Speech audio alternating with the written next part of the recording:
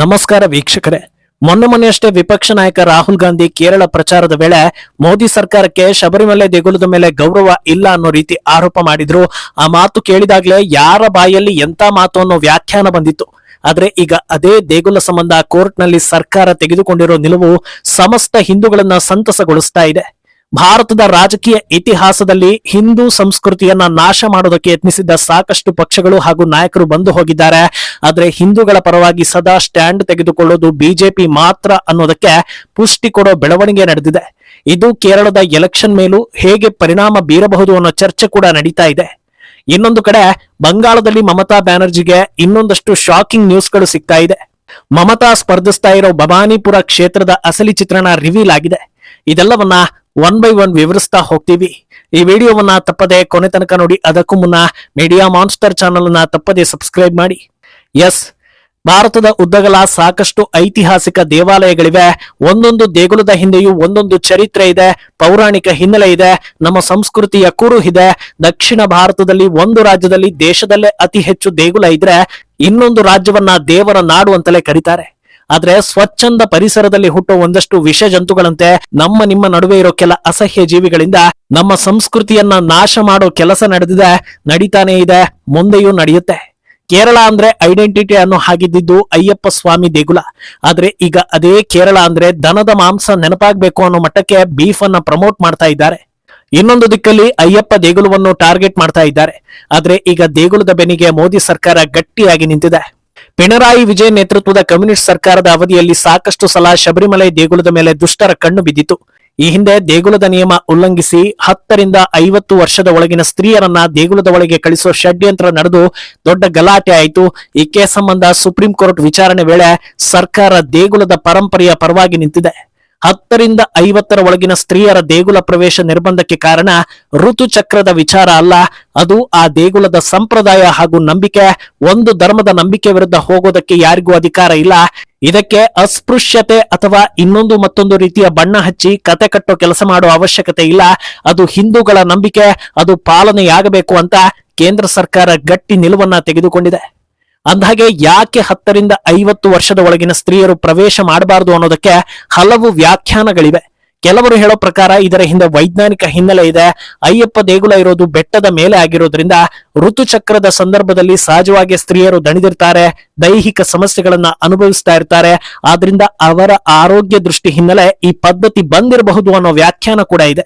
ಈ ರೀತಿಯ ವ್ಯಾಖ್ಯಾನವು ಇದೆ ಅನ್ನೋದನ್ನಷ್ಟೇ ಹೇಳ್ತಾ ಇರೋದು, ಇದೇ ಅಸಲಿ ಕಾರಣ ಅನ್ನೋದನ್ನ ಹೇಳ್ತಾ ಇಲ್ಲ. ಆದ್ರೆ ಇದನ್ನ ಹೈಲೈಟ್ ಮಾಡದೆ ಸರ್ಕಾರ ನಂಬಿಕೆ ಅನ್ನೋ ವಿಚಾರವನ್ನೇ ಮೇಲೆತ್ತಿರೋದು ಸಮಸ್ತ ಹಿಂದೂಗಳ ಸಂತಸಕ್ಕೆ ಕಾರಣ ಆಗ್ತಾ ಇರೋದು. ಯಾಕಂದ್ರೆ ಮೊದಲನೆಯದಾಗಿ ಇಂಥ ವಿಚಾರಗಳ ಬಗ್ಗೆ ಮೂರನೆಯವರು ವಿಮರ್ಶೆ ಮಾಡೋ ಅವಶ್ಯಕತೆಯೇ ಇಲ್ಲ. ಇಷ್ಟು ವರ್ಷ ಯಾವುದೇ ಸಮಸ್ಯೆ ಇಲ್ಲದೆ ಸಡನ್ ಆಗಿ ಇಂಥ ಸಮಸ್ಯೆಗಳು ಹುಟ್ಟುಕೊಳ್ಳುತ್ತೆ ಅಂದ್ರೆ ಅದಕ್ಕೆ ಕಾರಣ ಇವರ ಉದ್ದೇಶ ನಂಬಿಕೆಯನ್ನ ಹಾಳು ಮಾಡೋದು ಅನ್ನೋದು ಸ್ಪಷ್ಟವಾಗುತ್ತೆ. ಅದರಿಂದ ನಮ್ಮ ನಂಬಿಕೆ ಕಡೆ ತಲೆ ಹಾಕ್ಬೇಡಿ ಅನ್ನೋದನ್ನ ಖಡಕ್ ಆಗಿ ಹೇಳಲಾಗಿದೆ. ಶಬರಿಮಲೆ ಸಂಬಂಧ ಬೇರೆ ಬೇರೆ ಪ್ರಕರಣಗಳು ಸೃಷ್ಟಿಯಾಗಿ ಅಪಾರ ಪ್ರಮಾಣದ ಭಕ್ತರನ್ನ ಹೊಂದಿರೋ ದೇಗುಲದ ಹೆಸರು ಕೆಡಿಸೋ ಹುನ್ನಾರ ನಡೀತಾನೆ ಇದೆ. ಆದ್ರೆ ಈ ಪ್ರಕರಣದಲ್ಲಿ ಯಾವ ಮಟ್ಟದಲ್ಲಿ ಅಜೆಂಡಾ ಇತ್ತು ಅನ್ನೋದು ನಂತರದ ದಿನಗಳಲ್ಲಿ ಬೆಳಕಿಗೆ ಬಂತು. 10 ರಿಂದ 50 ವಯಸ್ಸಿನ ಒಳಗಿನ ಮಹಿಳೆಯರನ್ನ ಒಳಗೆ ಬಿಡಬೇಕು ಅಂತ ಒಂದು ವ್ಯವಸ್ಥಿತ ಹೋರಾಟ ನಡೀತು. ಆ ಹೋರಾಟದಲ್ಲಿ 2 ಮಹಿಳೆಯರು ಮುಂದಿನ ಸಾಲಲ್ಲಿ ನಿಂತಿದ್ರು. ಅವರು ಯಾರು ಅನ್ನೋದನ್ನ ಗೂಗಲ್ ನಲ್ಲಿ ಚೆಕ್ ಮಾಡಿ, ಹಾಗೆ ಅವರ ಸೋಷಿಯಲ್ ಮೀಡಿಯಾ ಅಕೌಂಟ್ ಗಳನ್ನು ನೋಡಿ, ಜೊತೆಗೆ ಅವರ ಹಿನ್ನೆಲೆ ಏನು ಅನ್ನೋದನ್ನ ಸ್ವಲ್ಪ ತಿಳಿದುಕೊಳ್ಳಿ. ಅವರ ಹಿನ್ನೆಲೆಗೂ ಅವರ ಜೀವನ ಶೈಲಿಗೂ ಅಯ್ಯಪ್ಪ ದೇವಸ್ಥಾನಕ್ಕೂ ಒಂದಕ್ಕೊಂದು ಸಂಬಂಧವೇ ಇಲ್ಲ. ಇದು ನಿಮಗೆ ಬಹಳ ಬೇಗ ಗೊತ್ತಾಗುತ್ತೆ. ಅಂಥವರನ್ನ ಮುಂದೆ ಬಿಟ್ಟು ದೇಗುಲದ ಸಂಸ್ಕೃತಿಯನ್ನ ಹಾಳು ಮಾಡೋ ಕೆಲಸ ನಡೀತು ಅನ್ನೋದೇ ಸಮಸ್ತ ಭಾರತೀಯರು ತಲೆ ತಗ್ಗಿಸೋ ವಿಚಾರ. ಯಾಕಂದ್ರೆ ಅಂತ ಜಂತುಗಳನ್ನ ಆರಂಭದಲ್ಲೇ ಹುಡುಕಿ ಬುದ್ಧಿ ಕಲಿಸಿದ್ರೆ ಇಷ್ಟು ದೊಡ್ಡ ಮಟ್ಟಕ್ಕೆ ಹೋಗ್ತಾನೆ ಇರಲಿಲ್ಲ. ಇಷ್ಟೆಲ್ಲ ಆದ್ರೂ ಹಿಂದೂಗಳ ಪರವಾಗಿ ನಿಲ್ಲೋ ಸರ್ಕಾರ ಅಸ್ತಿತ್ವದಲ್ಲಿ ಇದೆ ಅನ್ನೋದೇ ಸಮಾಧಾನಕರ ವಿಚಾರ.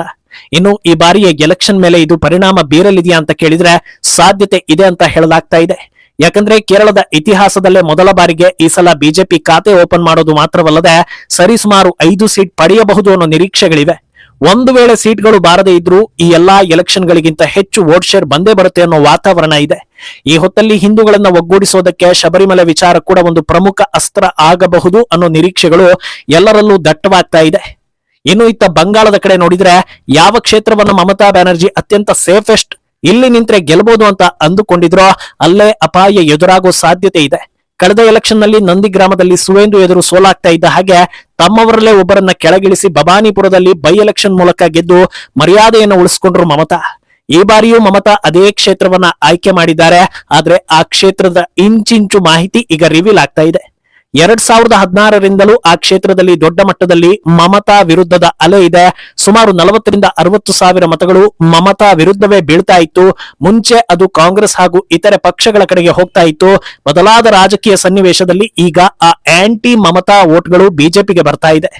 ಇನ್ನು ಆ ಕ್ಷೇತ್ರದಲ್ಲಿ ಸರಾಸರಿ ಮತದಾನ ಆಗುವುದು 60%, ಅಂದ್ರೆ ಸುಮಾರು 1.2 ಲಕ್ಷ ಜನರು ವೋಟ್ ಹಾಕ್ತಾರೆ. ಈ ಲೆಕ್ಕದಲ್ಲಿ 45ರಿಂದ 50% ಅಥವಾ ಅರ್ಧಕ್ಕರ್ಧ ಜನರು ಮಮತಾ ವಿರುದ್ಧವೇ ಇದ್ದಾರೆ. ಇನ್ನು ಸಾಮಾಜಿಕವಾಗಿ ಈ ಕ್ಷೇತ್ರದ ಕಡೆ ನೋಡೋದಾದ್ರೆ ಅಲ್ಲಿನ 46% ಜನರು ಹಿಂದಿ ಮಾತಾಡೋ ಸಮುದಾಯ ಅಥವಾ ಬಂಗಾಳಿಯೇತರರು. ಅದರಲ್ಲಿ ಗುಜರಾತಿಗಳು, ಪಂಜಾಬಿ ಹಾಗೂ ಇತರೆ ರಾಜ್ಯಗಳ ಸಮುದಾಯ ಇದೆ. ಹಲವು ದಶಕಗಳಿಂದ ಅವರು ಅಲ್ಲೇ ಇದ್ದು ಭವಾನಿಪುರದ ಮತದಾರರಾಗಿದ್ದಾರೆ. ಗೆಲ್ಲೋದಕ್ಕೆ ನಾನಾ ರೀತಿಯ ನಾಟಕ ಮಾಡೋ ಮಮತಾ ಬ್ಯಾನರ್ಜಿ ಈ ಹಿಂದೆ ಭಾಷೆ ವಿಚಾರದಲ್ಲೂ ರಾಜಕೀಯ ಮಾಡೋದಕ್ಕೆ ಹೋಗಿ ಓನ್ಲಿ ಬಂಗಾಳಿ ಅನ್ನೋ ಅಸ್ತ್ರ ಬಿಟ್ಟಿದ್ರು. ಇದು ಬಂಗಾಳಿಯೇತರರ ಅಸಮಾಧಾನಕ್ಕೆ ದಾರಿ ಮಾಡಿಕೊಟ್ಟಿತ್ತು. ಆದ್ರಿಂದ ಇವರೆಲ್ಲರ ವೋಟ್ ನಲ್ಲಿ 90%ಕ್ಕೂ ಅಧಿಕ ವೋಟ್ ಮಮತಾಗೆ ಬೀಳೋದಿಲ್ಲ. ಇನ್ನು 2024ರ ಲೋಕಸಭಾ ಚುನಾವಣೆ ರಿಸಲ್ಟ್ ನೋಡಿದ್ರೆ ಭವಾನಿಪುರ ಕ್ಷೇತ್ರದಲ್ಲಿ ಬಿಜೆಪಿ ಹಾಗೂ ಟಿಎಂಸಿ ನಡುವೆ ಇದ್ದ ಗ್ಯಾಪ್ ಕೇವಲ 8,000 ವೋಟ್ಗಳು ಮಾತ್ರ. ಅಲ್ಲದೆ 8 ವಾರ್ಡ್ಗಳ ಪೈಕಿ ಬಿಜೆಪಿ 5 ವಾರ್ಡ್ಗಳಲ್ಲಿ ಮುನ್ನಡೆ ಸಾಧಿಸಿತ್ತು ಅನ್ನೋದು ಮಮತಾಗೆ ಹಿನ್ನಡೆ ತರಿಸೋ ವಿಚಾರ. ಸರಿ, ಎಷ್ಟೇ ಹಿನ್ನಡೆ ಆದ್ರೂ ನೆಕ್ ಟು ನೆಕ್ ಫೈಟ್ ನಲ್ಲಿ ಮಮತಾ ಮುಂದೆ ಬರೋ ಸಾಧ್ಯತೆ ಇದೆಯಲ್ವಾ ಅಂತ ಕೇಳಿದ್ರೆ ಅಸಲಿ ವಿಚಾರ ಇನ್ನೊಂದಿದೆ. ಅದೇನಂದ್ರೆ SIR ಮೂಲಕ ಬಂಗಾಳದಲ್ಲಿ ಡಿಲೀಟ್ ಆಗಿರೋ ಬರೋಬ್ಬರಿ 91 ಲಕ್ಷ ನಕಲಿ ವೋಟ್ಗಳ ಪೈಕಿ ಈ ಕ್ಷೇತ್ರದಲ್ಲಿ ಸುಮಾರು 46,000 ನಕಲಿ ವೋಟ್ಗಳು ಡಿಲೀಟ್ ಆಗಿವೆ. ಕಳೆದ ಎಲೆಕ್ಷನ್ ನಲ್ಲಿ ಮಮತಾ ತೀರಾ ದೊಡ್ಡ ಮಟ್ಟದ ಅಂತರದಲ್ಲಿ ಗೆಲುವನ್ನ ಕಂಡಿರಲಿಲ್ಲ. ಸಮಾಧಾನಕರ ಗೆಲುವು ಸಿಕ್ಕಿತ್ತು. ಈ ವರ್ಷ ಕಳೆದ ಸಲಕ್ಕಿಂತ ಹೆಚ್ಚು ಆಡಳಿತ ವಿರೋಧಿ ಅಲೆ ಇದೆ. ಜೊತೆಗೆ ಕಳೆದ ಸಲದ ಲೀಡ್ಗಿಂತಲೂ ದುಪ್ಪಟ್ಟು ನಕಲಿ ವೋಟ್ಗಳು ಡಿಲೀಟ್ ಆಗಿವೆ. ಆದ್ರಿಂದ ಈ ಕ್ಷೇತ್ರ ಮಮತಾ ಪಾಲಿಗೆ ಸೇಫ್ ಅಲ್ಲ ಅನ್ನೋದು ಆಲ್ಮೋಸ್ಟ್ ಕ್ಲಿಯರ್ ಆಗ್ತಾ ಇದೆ. ಆದ್ರೂ ಕೂಡ ಇಟ್ಟ ಹೆಜ್ಜೆ ಹಿಂದಕ್ಕಿಡದೆ ಮರ್ಯಾದೆ ಉಳಿಸಿಕೊಳ್ಳೋ ಸಲುವಾಗಿ ಮಮತಾ ಅಲ್ಲೇ ಸ್ಪರ್ಧೆ ಮಾಡ್ತಾ ಇದ್ದಾರೆ. ಆದ್ರೆ ಈ ಬಾರಿ ಇಷ್ಟು ವರ್ಷ ಇಲ್ಲದ ಸಾಕಷ್ಟು ಬದಲಾವಣೆಗಳಿವೆ.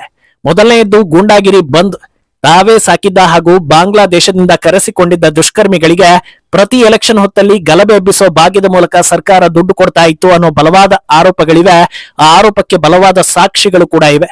ಆದ್ರೆ ಈ ಬಾರಿ ಬಾಲ ಬಿಚ್ಚಿದರೆ ಮಮತಾ ಮೇಲಿನ ಸಿಟ್ಟಿಂದ 2 ಏಟು ಜಾಸ್ತಿ ಬೀಳೋ ಸಾಧ್ಯತೆ ಇದೆ. ಎಲೆಕ್ಷನ್ ಟೈಮ್ ನಲ್ಲಿ ಹೆದರಿಸುವ, ಬೆದರಿಸುವ, ಕಲ್ಲೆಸೆಯೋ ಕೆಲಸ ಆಯ್ತು ಅಂದ್ರೆ ದುಷ್ಕರ್ಮಿಗಳ ಬೆನ್ನು ಕೆಂಪಾಗುವುದರ ಜೊತೆಗೆ ಮಮತಾ ಅಧಿಕಾರ ಕೈತಪ್ಪುವ ಸಾಧ್ಯತೆ ದಟ್ಟವಾಗಿದೆ. ಅದರಿಂದ ಮುಂದೇನಾಗುತ್ತೆ ಅನ್ನೋದನ್ನ ಕಾದು ನೋಡ್ಬೇಕು. ಈ ಬಗ್ಗೆ ನಿಮ್ಮ ಅಭಿಪ್ರಾಯವನ್ನ ತಪ್ಪದೆ ಕಮೆಂಟ್ ಮೂಲಕ ತಿಳಿಸಿ.